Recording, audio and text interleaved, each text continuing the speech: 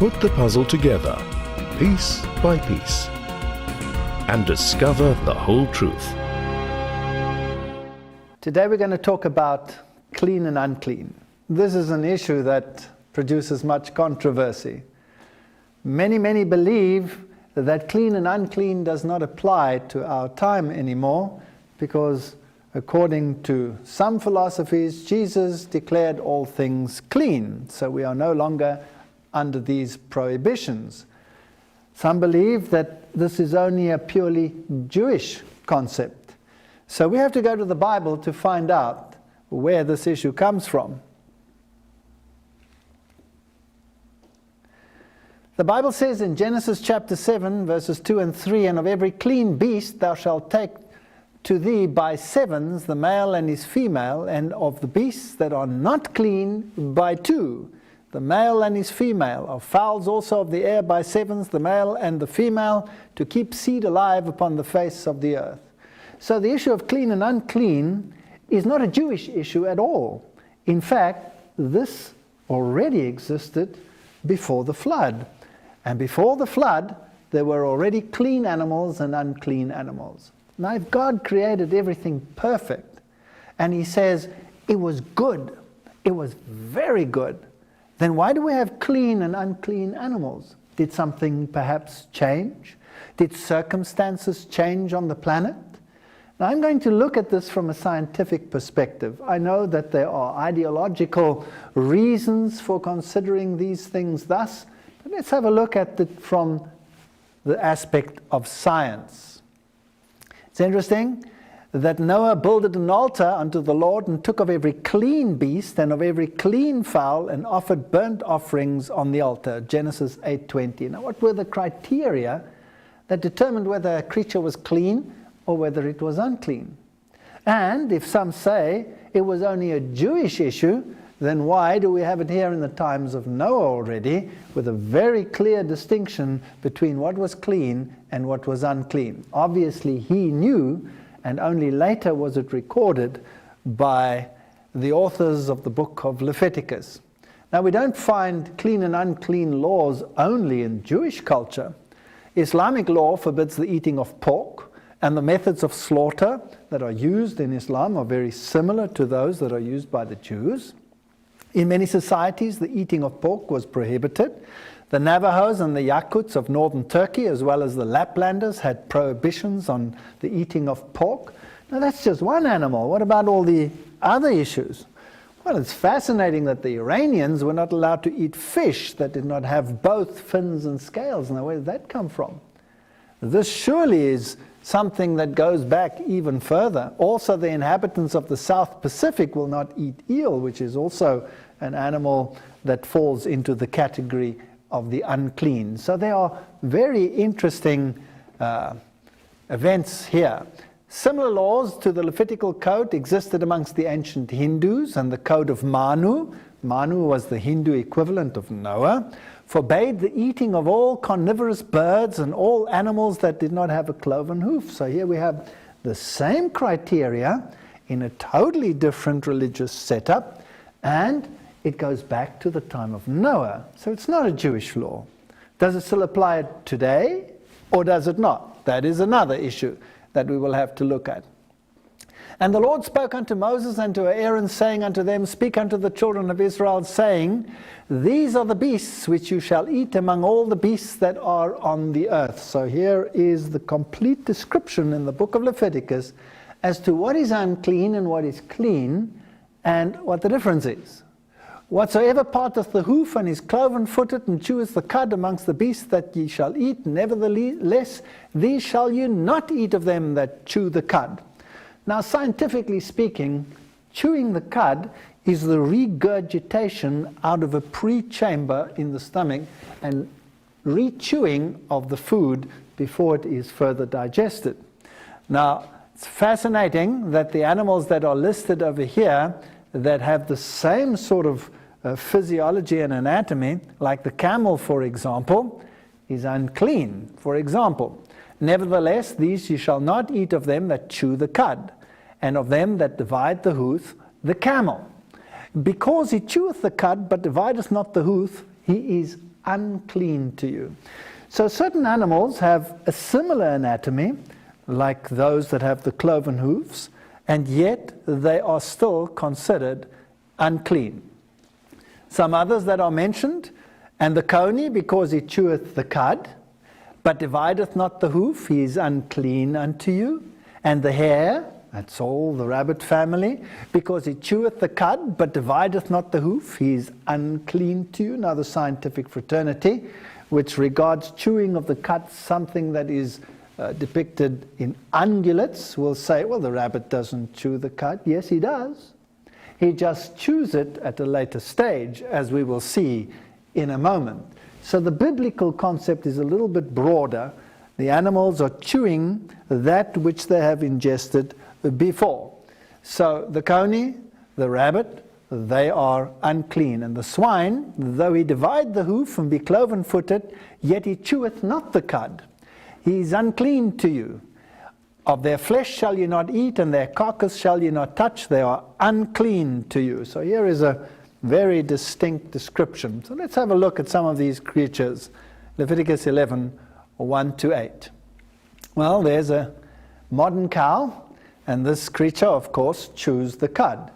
Now, cows and ungulates in general have a pre-stomach, which is called the rumen, and there a fermentation process takes place.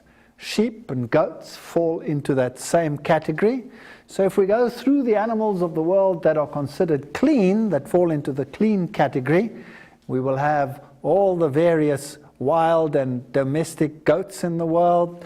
We will have the ungulates of the fields, like the oryx, will be a clean animal, and all the buck and deer and game that we find out there in the world will be considered clean. And of course, they went into the ark in pairs of 7s. All of these beautiful creatures, the kudus, these are all clean animals. Fascinating and beautiful. There's the bongo with its stripes. Now, this is their anatomy. They have this pre-stomach, which is called the rumen. And if you look at the anatomy, you find the rumen, which is a large fermentation chamber. So the food that they chew, largely vegetation, enters into the rumen. Their bacteria ferment this product. And in ruminants with a cloven hoof, this food is regurgitated, goes back into the mouth, is chewed over and over and over, and goes back into the rumen. And then it passes through various chambers like the omasum, the abomasum, and eventually comes to the true stomach, the abomasum, where it is digested. And this fermented food passes all the way through the intestine, and the rest is then defecated. Now, what is fascinating is that this process is a continuum, and the bacteria add certain nutrients which are not available in the plant material. For example, they will add certain varieties of amino acids which they produce, and the bacteria themselves are digested in the process as they pass through the intestine, so they add the nutrients which might be scarce in the environment. So the animal gets a complete nutrition as a result of this rumination process. Bacteria, of course, produce many, many substances which we find are often absent in nature. So let's have a look at this creature over here. Nevertheless, these shall you not eat of them that chew the cud, or of them that have the divided hoof, that is the camel. Because he cheweth the cud, he has the same type of anatomy, he doesn't have the same foot anatomy, and the Bible says he is unclean. Now this is very strange.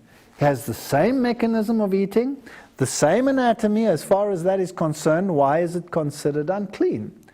Well, it's interesting that these creatures, a beautiful picture of a camel, have been adapted to a desert environment.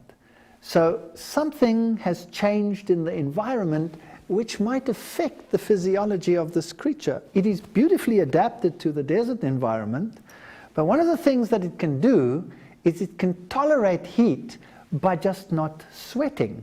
And that means that the body temperature starts increasing, but they don't lose water like other animals, so it can survive in the desert. But this also means that any toxins that are produced, like urea, etc., will accumulate in the tissues. And the consequence is that the animal is not as fit for consumption as one that gets rid of all the toxic substances over time. So maybe that is one of the reasons why this creature is considered unclean.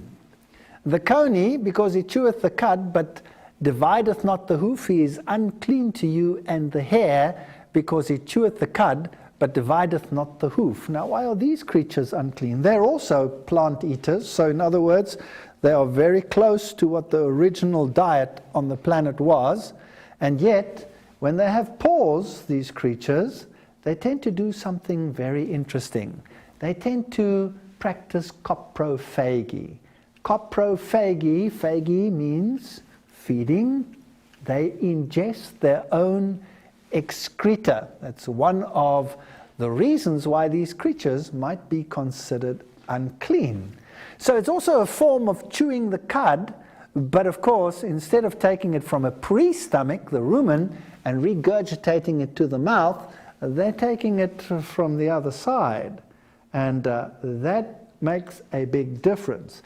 When the food passes through the intestine, then waste products are left, together with digestible products at the end, and when recirculated, some of these chemicals like secondary bile salts and all of these issues which are detrimental are added to the food chain.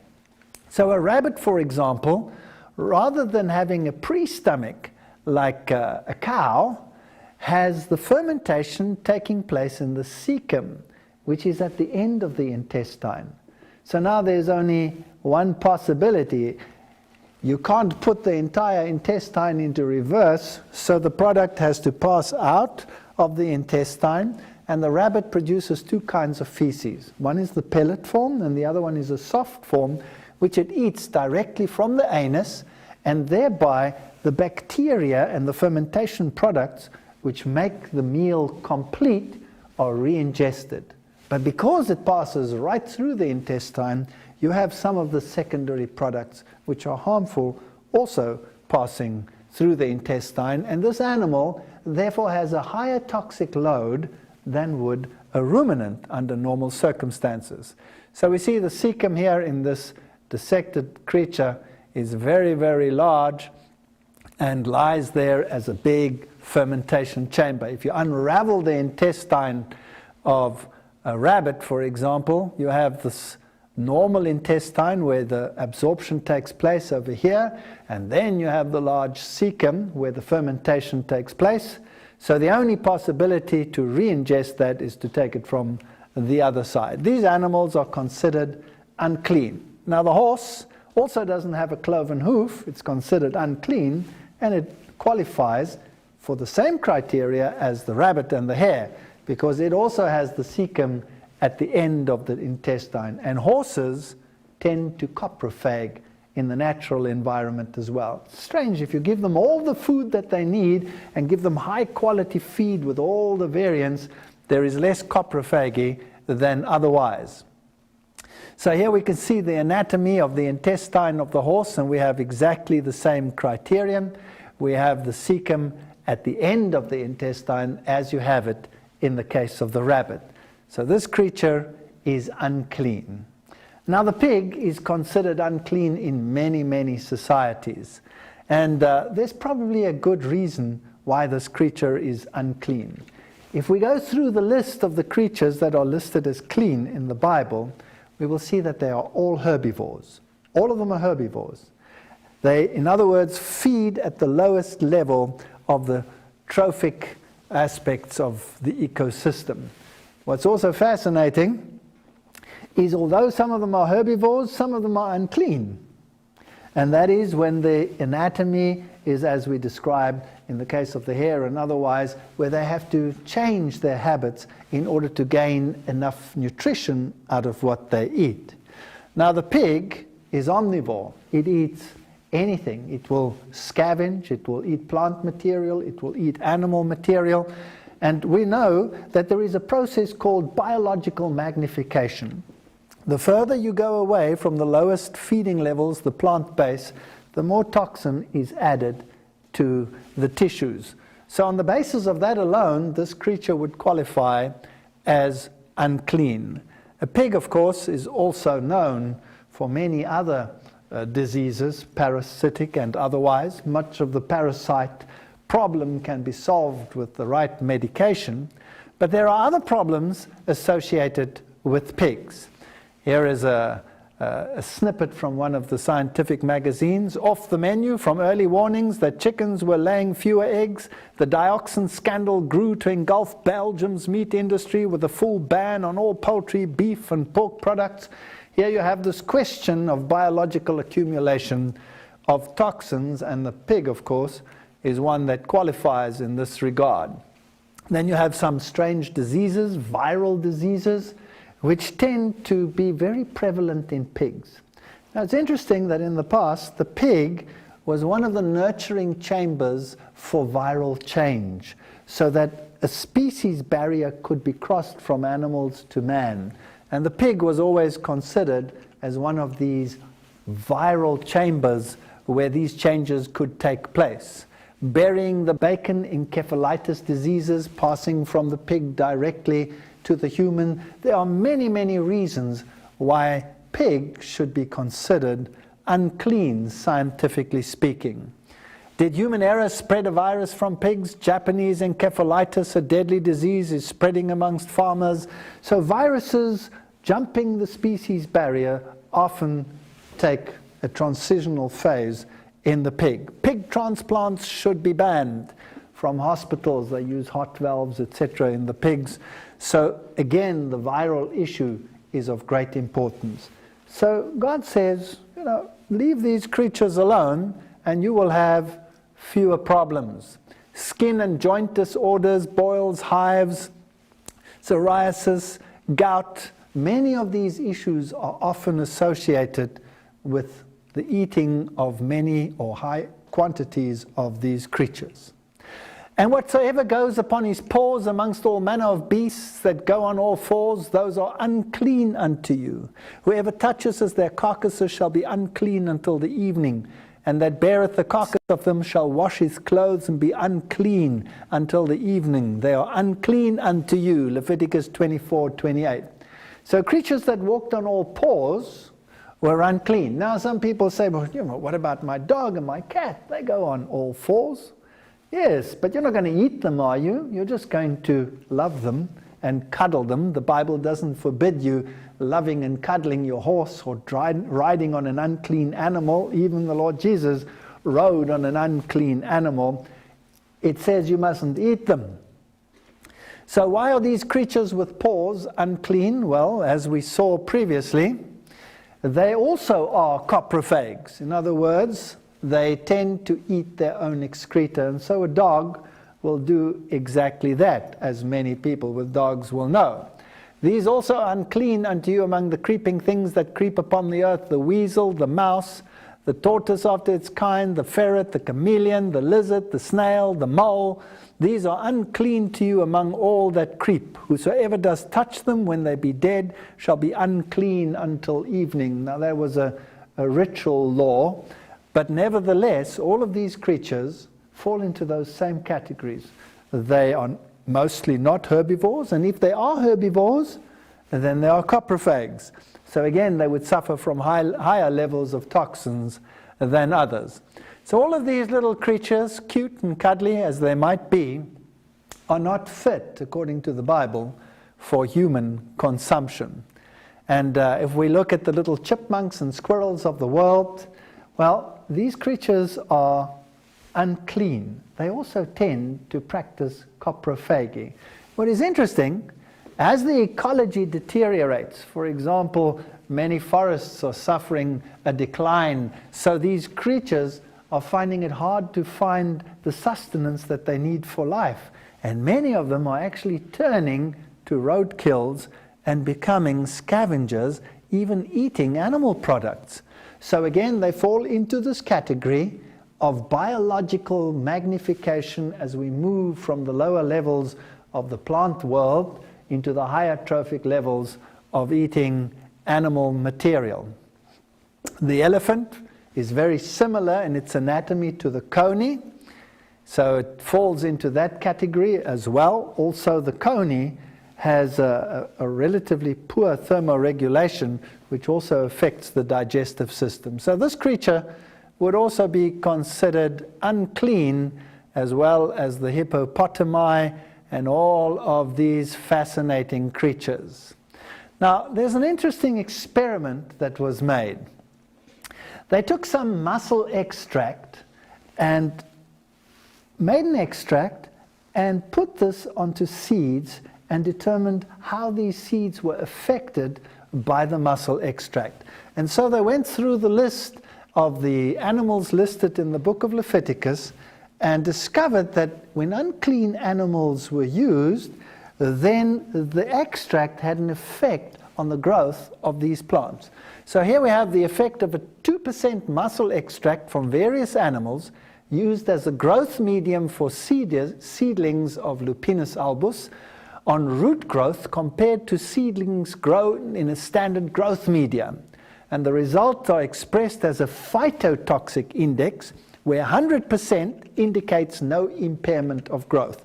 So they planted these little legumes, and then in a growth medium measured their normal growth, and normal growth was 100%. They added the extract. If the extract impaired the growth, well, then it was less than 100%. So the closer we get to 100%, the better the growth and the less the impairment.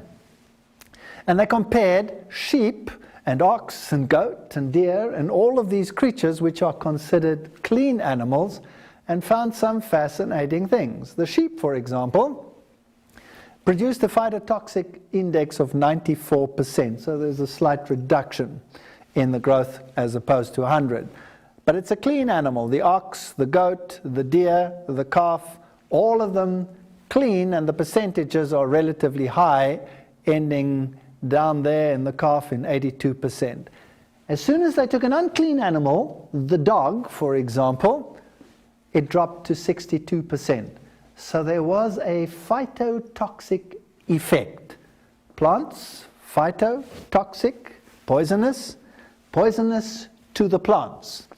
The black bear, the white rat, the grizzly bear, the pig, all of them, of course, depicted as unclean in the Bible, impaired the growth of the organism. This is fascinating stuff.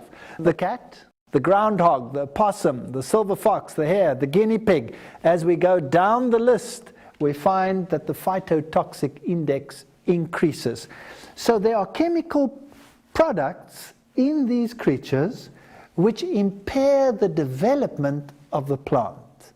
Maybe that's one of the reasons why God says we should not eat those creatures, because they could impair certain aspects of our own development. So all of these creatures, like the lizards, and all of these are unclean. Now, most of these creatures are, well, when we talk about their thermoregulation, they are not homeothermic. They don't keep constant temperatures. So they are subject to the environment. If it's cold, they are cold. If it's warm, they are warm. So we talk about cold-blooded, warm-blooded creatures, poikilothermic, homeothermic, in the more scientific terminology. And these creatures, when they are cold and have food in their stomach, will actually have fermentation and rotting processes taking place, and the toxins will accumulate. That's why snakes don't eat in the winter, because they can get such high toxic loads that they could actually die from it. So these creatures are all considered unclean for a good reason. And though they are beautiful and interesting to look at, we shouldn't eat them. So says the Bible. A chameleon, wonderful creature. Some are afraid of them, some love them. God is a lover of variety and has produced a great number of life forms for us to enjoy. But he says, watch out. Some of them are detrimental to your health. Don't make them your diet. The basilisk, which looks just like a little dragon. And I wonder whether some of the legends of dragons don't come from here. Snakes, as I have said, with their thermoregulatory problems, obviously one of the reasons why they are considered unclean. And then, of course, the higher toxic loads which they have being high up in the trophic levels. The same with frogs. These creatures are carnivores and therefore qualify as unclean animals. The dog and the cat, unclean. Again, they're carnivores, so they're removed from the original. And the little mouse, well, it has the same problem as the rabbit. It has this huge cecum in its intestine, so it is a coprophage, eating its own excreta, as well as all these beautiful creatures with their paws. They are not fit for human consumption. Now, when we get back, we will look at some of the other criteria as to why fishes, etc., are unclean and some are clean. Well, why are some fish clean and some fish unclean? This is a very intriguing question. These shall ye eat of all that are in the waters, whatsoever has fins and scales. In the waters, in the seas, and in the rivers, them shall ye eat, and all that have not fins and scales in the seas and in the rivers, of all that move in the waters, and of any living thing which is in the waters, they shall be an abomination unto you. Now, before we continue, let me make it quite plain that some of the species that are listed over here, we are not quite sure today exactly what was meant, because some of the linguistic nuances have changed, and we do not know always precisely which animal is involved. But there is enough indication to give us the criteria nevertheless. So what's the difference between one that has fins and scales and one that does not have them? They shall be even an abomination unto you. You shall not eat of their flesh, but you shall have their carcasses in abomination. Whatsoever hath no fins nor scales in the waters, that shall be an abomination unto you. Pretty clear. And as I've shown, it's not only the Jews that have these prohibitions, but we find them in other regions of the world as well. Now, an animal like a fish, which has fins and scales, is very interesting because somewhere in its life cycle, it is largely herbivorous, even if it is in the younger or larval stages that it is herbivorous. A fish is an amazing creature. It has a very high ability to detoxify itself. And of course, being situated in water, its thermal regime remains relatively constant. And when the temperatures do change seasonally, they adapt enzymatically. It's a fascinating physiological story. Eels, lampreys, catfish, all of these don't have scales. Now, where do they fit into the food chain? They are largely scavengers, and they will eat virtually everything. So they fall into the category of biological accumulation. They accumulate more toxins than the others do, and therefore should be considered unclean. Sharks and rays would fall into the category of the unclean, and they're a fascinating group of animals. Now, they live in marine environments, many of them, and when they live in the marine environment, they have a problem. They don't have the ability of the fish that have fins and scales to rid themselves of the salts which constantly move into the body as perfectly as the others do. So these creatures solve their osmotic water problems in a different fashions. A bony fish will excrete salts through the gills, so when it drinks seawater, it desalinates the seawater and gets fresh water through this process. And that is how these fishes survive in a marine environment. A shark, on the other hand, also has less salt in its body than the sea has. So you would have the problem that water tends to leave the animal. It has a salt gland in the rectum whereby it can get rid of some of the salts, but it solves its water problem by retaining urea. And so it has very high levels of urea. Urea is, of course, a waste product which other animals just excrete to get rid of it because it is toxic. But these creatures retain it and have developed a resilience and a resistance to this product. So in fact, they are like urea enhanced creatures. So what would happen if you took the fins off the top of the animal and dried them? Well, what you would get is you would get crystallized urea. And when you make shark fin soup, that's exactly what you have. It's like putting a urea tea bag in the soup. It surprises me that it's so expensive. So these creatures are considered unclean by the biblical criteria for a very good reason. When we look at the arthropods of the world, the little creepy crawlies of the world, many of them, of course, are scavengers, and they are, well, as it were, the kidneys and the livers of the environment, cleaning up the dirt. As such, they are subject to much higher levels of toxins than other animals. And when you have flares of, let's say, red tides or something similar in the environment, then all of these creatures become extremely dangerous for human consumption, because they will accumulate more of these toxins in their systems than any of the other creatures. So they are toxin accumulators. The Bible says they are unclean. So physiologically speaking, there's a good reason as to why the calamaris of this world, the squids and all of these creatures, should be considered unclean. When we go back to our phytotoxic index of the various fish, you find something fascinating. The sea bass, the herring, the pike, the salmon, the cod, all of those fare relatively well. The tuna, the halibut, the white perch, the rainbow trout. As soon as you come to the shark, boom, there's a drop from the 80s to the 60s. It's as if there is a transition.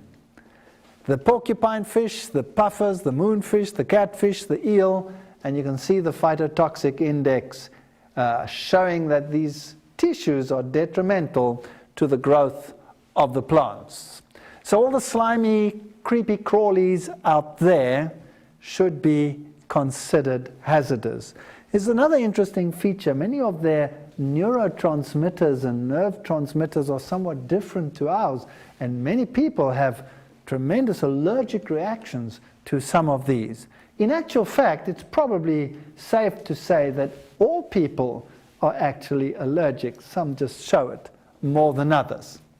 When it comes to the fowls of the air, and these are they which you shall have an abomination amongst the fowls, you shall not be eaten, they are an abomination. And then it talks about the eagle, the ossifrage, the osprey, the vulture, the kite, the raven, the hawk, the owl, etc., etc. The hawk, the cormorant, the swan, the pellicle, the herring, the lapwing, the bat.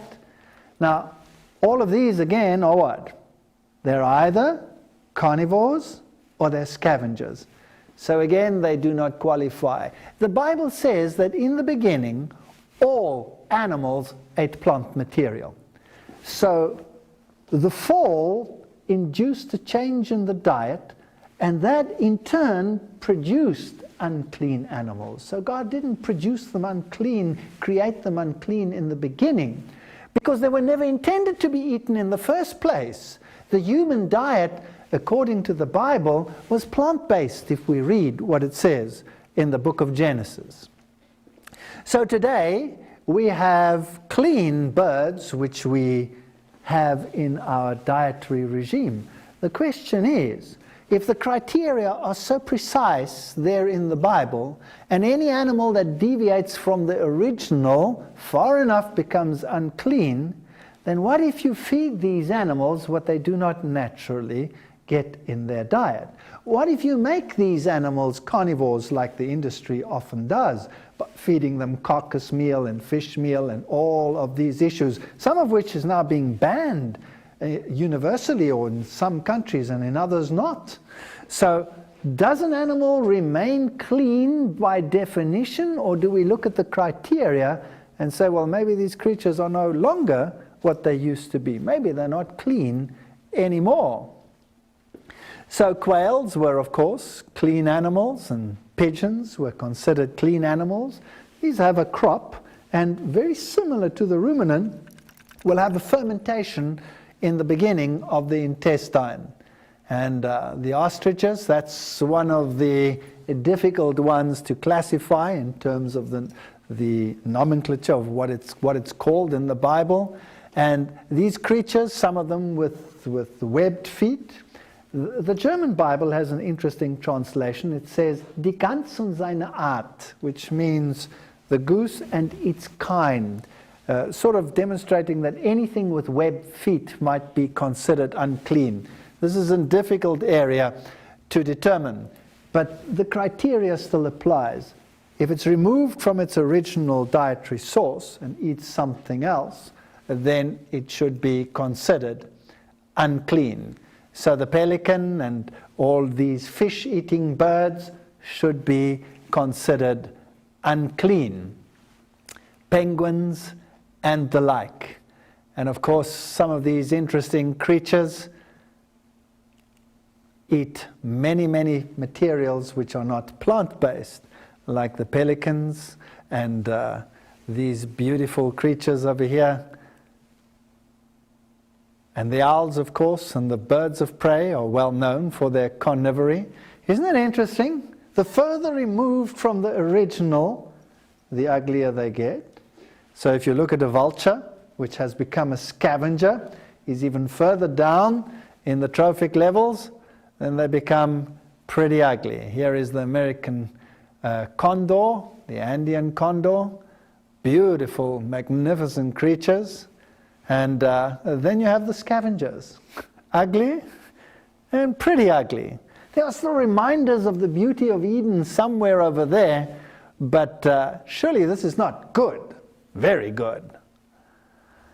So let's have a look at the phytotoxic index of these birds. The pigeon in the 90s, the duck, the quail, the coot, the swan, the goose, the turkey, and as we go down the list, we come suddenly to the sparrowhawk, and what do we find? The sudden drop into the 60s as we come to these carnivorous birds that are clearly depicted as unclean. The owl, the crow, the hawk, they are unclean animals.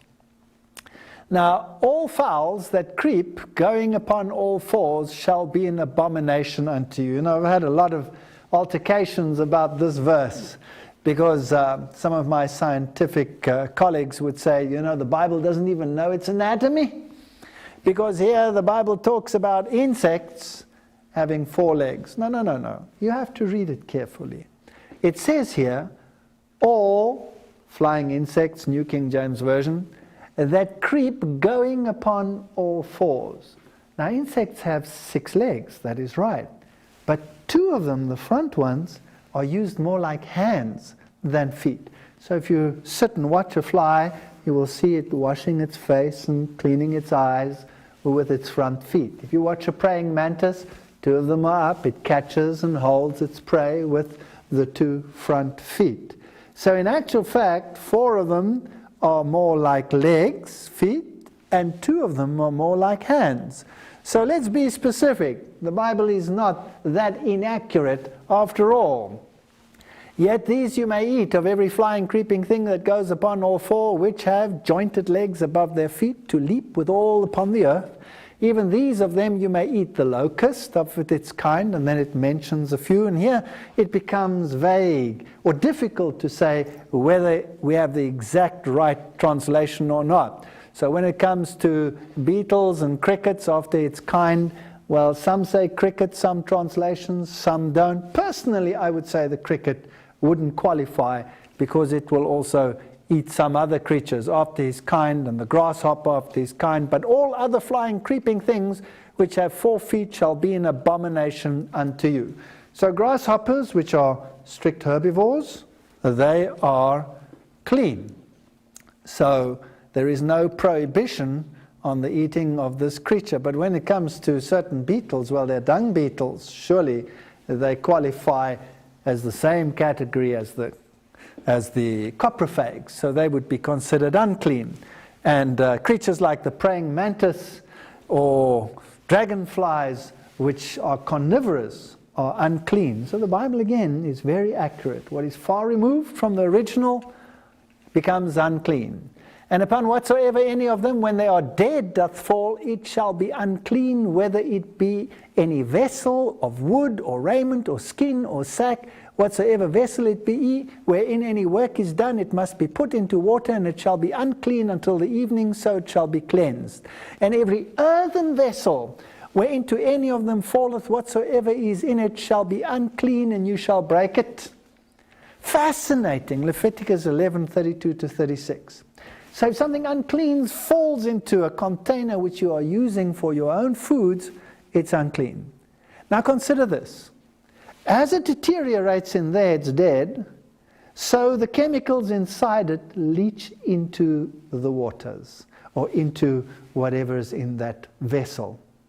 Now, if the plants have a detrimental effect to a mussel extract, then maybe these components which serve as gene activators or might be carcinogenic are not fit for human consumption. So this is a very interesting criteria. If development can be impaired in a plant, why not in a human? So don't eat them. Of all the meat which may be eaten, that on which such water cometh shall be unclean, and all drink that may be drunk in every such vessel shall be unclean. And everything whereupon any part of their carcass is fallen shall be unclean, whether it be an oven or ranges of pots, they shall be broken down. Now some of these pots were earthenware, and some of the ovens were clay ovens. Now when these materials end up in them, they end up in the pores of these pots and these ovens. So the Bible says, break them, get rid of them. So if you have a stainless steel one, that would be different. But an oven of clay, the compounds, every time that oven heats up, would again be released into the environment and could become part of your tissues, and they could be carcinogenic or whatever. So scientifically, there seems to be a good reason as to why this is a good criterion. Get rid of it. So these are some of the ancient clay ovens that they used in ancient times. And if any part of their carcasses fall upon any sowing seed, which is to be sown, it shall be clean, but if any water be put upon the seed, and any part of their carcass fall thereon, it shall be unclean unto you. I found this very interesting. In other words, a seed can be impaired by the chemicals which come from the unclean animal. But if the animal is dry, there is no diffusion of this material into the seed, so the seed growth cannot be impaired. But if there's water, then diffusion can take place, and you would have exactly the criteria that you had in this plant growth experiment. The plant would be impaired, so don't use that seed. Fascinating. It makes perfect sense to me. But flesh with the life thereof, which is the blood thereof, shall ye not eat. It shall be a perpetual statute for your generations throughout all your dwellings, that you eat neither fat nor blood. Leviticus 3 verse 17. Well, that's a pretty interesting criterion. Any scientist today who is worth his oats will tell you why fat is detrimental in terms of heart disease, in terms of carcinogenic effects or cancer promotion. Fat is the number one criterion. Blood, on the other hand, contains many of the nutrients that you have in the body, but it also contains the toxins that are to be removed from the body. So obviously, eating blood is not a good idea. I know many cultures do it, but biblically speaking, it's not a good idea. And scientifically speaking, it's not a good idea either. Moreover, you shall eat no manner of blood, whether it be of fowl, of beast, any of your dwellings, whatsoever soul that eateth any manner of blood, even the soul shall be cut off from its people. Well, of course, there was a ritualistic reason for this as well, but purely scientifically, it's not good to eat something that contains the products that have to be removed from the body. The prohibition did not only apply to the Old Testament, but also applied in the New Testament. And this is interesting because many ignore this prohibition. But that we write unto them that they abstain from pollution of idols, and from fornication, and from things strangled, and from blood. Acts 15 verse 20. So here are some of the Levitical laws being repeated even in the New Testament. So, did we get rid of these criteria in the Christian era, or did we not? Not that which goes into the mouth defileth a man, but that which cometh out of the mouth, this defileth a man. Matthew 15:11. Does this statement imply that everything is now clean? Of course not. It's a spiritual application that watch what you speak about, watch what you say, because that is a window of what is happening in your soul. So, does clean and unclean still apply in terms of the biblical criteria today? Well, one of the texts that is used to say that clean and unclean is no longer what it was is the story of Acts chapter 10. Now, there was a certain man in Caesarea called Cornelius, a centurion of the band called the Italian Band, a devout man and one that feared God with all his house, which gave much alms to the people and prayed to God always. Now, what we have here is the story of a non-Jew who found God. And the story goes that he had a vision and he sent his delegates to Peter, who was a Jew, and as such would have regarded those of the other nations as unclean. And this story has a fascinating content. He saw in a vision, evidently about the 9th hour of the day, an angel of God coming unto him and saying unto him, Cornelius. And when he looked on him, he was afraid and said, What is it, Lord? And he said unto him, Thy prayers and thy alms are come up for the memorial before God. Now send men to Joppa and call for one Simon, whose surname is Peter. Now Simon would never have gone with these men if God had not intervened in a marvelous fashion. So we read, on the morrow as they went on their journey and drew nigh unto the city, Peter went up upon the housetop to pray upon the 6th hour, and he became very hungry and would have eaten, but while they made ready, he fell into a trance. In other words, he had a vision, and saw heaven open and a certain vessel descending unto him, and it had a great sheet knit at the four corners and let down to the earth. So down comes the sheet, and in it was what? All manner of four-footed beasts of the earth and wild beasts and creeping things. Now what was that? Those were the unclean animals. And a voice came to him and said, Rise, Peter, kill and eat. So the instruction was, the criterion no longer applies, go and eat. Or was it? But Peter said, Not so, Lord. Because he knew what clean and unclean stood for. For I have never eaten anything that is common or unclean. And the voice spoke unto him a second time, What God has cleansed thou shalt not call common. So here he's thinking, now what does this mean? Now, if this was a lifting of the prohibition, Peter should immediately have gone to the local unclean butcher, if there was such a thing, and prepared himself something unclean to eat. But he didn't do that. He said, Not so, Lord, I've never eaten anything unclean in all my life.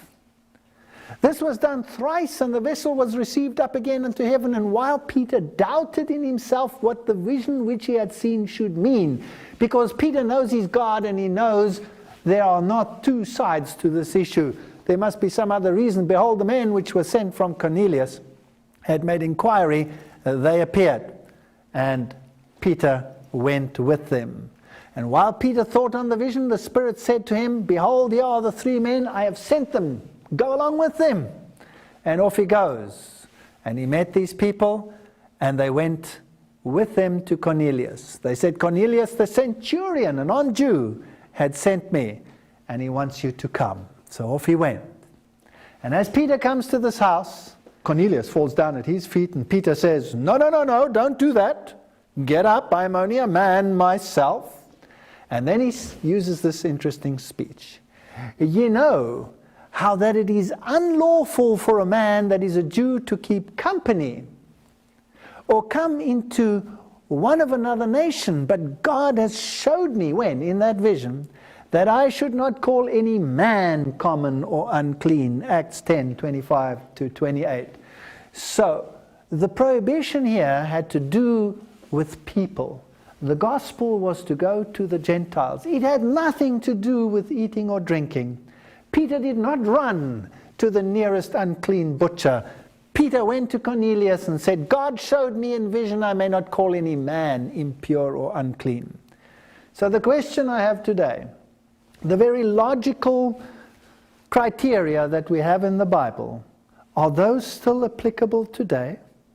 That which was unclean then is still unclean today. And nowhere in the Bible do we find a lifting of this restriction.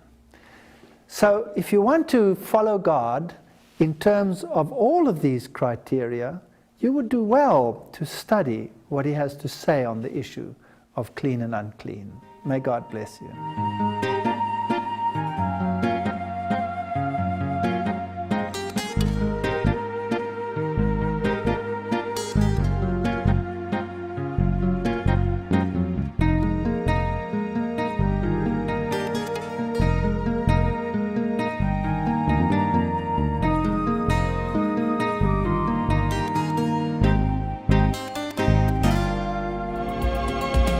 Put the puzzle together, piece by piece, and discover the whole truth. Why do we have a 7-day week? Join us next time as we travel back to our biblical origins and find a very special day to remember.